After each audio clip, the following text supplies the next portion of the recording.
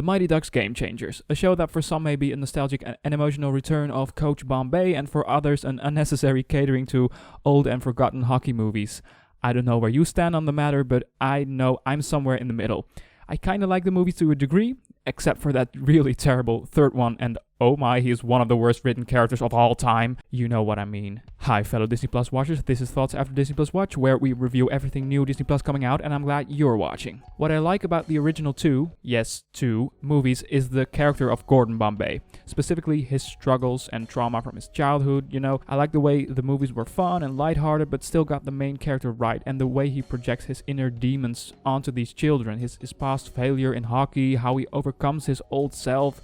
And that was all really good about those movies. I mean, they were still somewhat cliched Disney movies with some bad acting, but I like them for what they are. But you came here to talk about Game Changers, so let's do that instead. I'm spoiler free here, maybe besides referring to basic stuff we have seen in the trailers. By the way, if you're interested in commentary on Falcon and the Winter Soldier episodes, you can find that playlist listed on the right in the description or on my channel page. And before we move on, did you know I'm currently the only review channel on YouTube that is specifically Disney Plus? You'll always know what to expect. Click that button and that bell if you want to follow along. Thank you so much. So this show is about a new group of kids trying to find their place in the hockey sports, and it's Mighty Ducks, what can I tell you? This show is kind of a franchise reset. It's not officially, but it kinda is. It's technically a sequel, but Gordon Bombay's attitude and place in the story does remind us that he's grown over a lot of things and is now kinda cynical. It was weird to see. He's really not that loving and caring coach who got his inspirational speeches ready.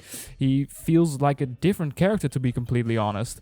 The way all that plays out, you will see, but he's just not the same. To stick to the negatives here, besides this, to me, weird character choice, maybe you can say the script carries some on-the-nose lines of dialogue where a character spells out what he or she is feeling just a little bit too literally. Like a character saying, "What you said has moved me," something like that. In some places you feel the script at work instead of a living and breathing human being feeling feelings.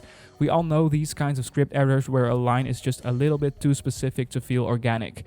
It caught my attention a few times, but it wasn't a big distracting trend or anything. Well, that was kind of all in terms of negatives. It's actually more fun than I expected, and even a little bit more fresh within the Mighty Ducks franchise than I would have imagined. First, Lauren Graham as the mother Alex, she's awesome. She plays a character that's just awkward to be around sometimes, but still very lovable. Her character has some pretty big obstacles to overcome in this first episode, and I also liked her dynamic with her son Evan. She really feels the responsibilities to stand up for him, even if her reputation is on the line, and Lauren Graham just nails that little moments, She also got some good scenes with Gordon Bombay, who, by the way, even if he feels like a completely different character, it's good to have him, and they do acknowledge his history with the Ducks. So the show does pay respect to the previous movies, but still I cannot help but feel this was a franchise reset, and the character of Bombay suffered from it. At least for now. Maybe there's more to his change of attitude. Maybe there's more to it in a later episode. But Gordon Bombay isn't the only one that has changed over the years. One thing that's totally different too, but handled way more organically to be honest, is the Ducks themselves, the hockey team. It's become way more prestigious and ambitious, asking way more of their players, and our main character falls behind because of it, which means this story can get started. I really like how the Ducks team is handled. This is the part of the reset I do really like. The pieces have shifted. We don't live in the same time when the Ducks were kind of Gordon's baby and really powerful because of their team spirit and all that. No, it's now a powerful brand, really demanding and commercially exploited even. That's the impression I got. I like them to explore that even more, which I think they will.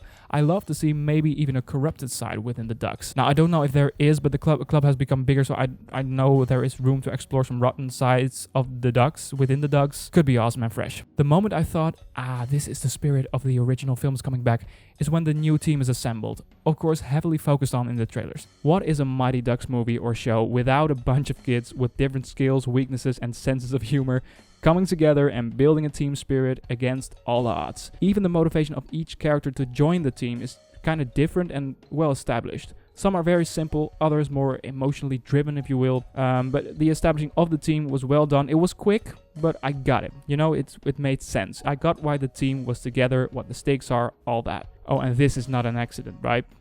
That's typecasting at work right there. And lastly, the score. I'm so happy that the theme You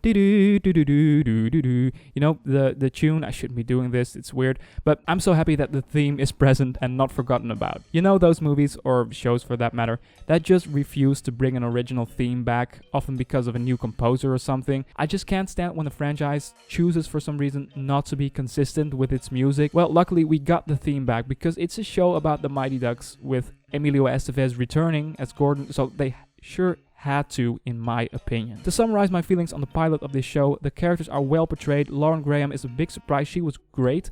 It brings the spirit of the originals back by making the team of kids reminiscent to what the team was in the old days. Like, the same dynamic comes back in a way. Gordon Bombay is almost completely reset as a character, which feels weird. It disappointed me. And I know it's the first episode, maybe there's way more to it, but for now I'm disappointed. Some lines of dialogue are too obvious or on the nose, but the script is overall good in establishing what's at stake this season. Normally I devote a spoiler section to some specific things. I think I will do that next week, but I have said everything that's worth noting, I think, for now. I would recommend this show. It's cool. I'm thinking about wrapping this up. What did you think of the pilot? I really like to hear from you in the comments. Thank you so much for watching. If you want to leave a like, that's cool, and I can't wait to watch Falcon and the Winter Soldier today. If you want to follow along, make sure to notify yourself. We're doing Big Shot, Loki, Turner and Hooch, all that shows right here. For now, have a wonderful day and see ya.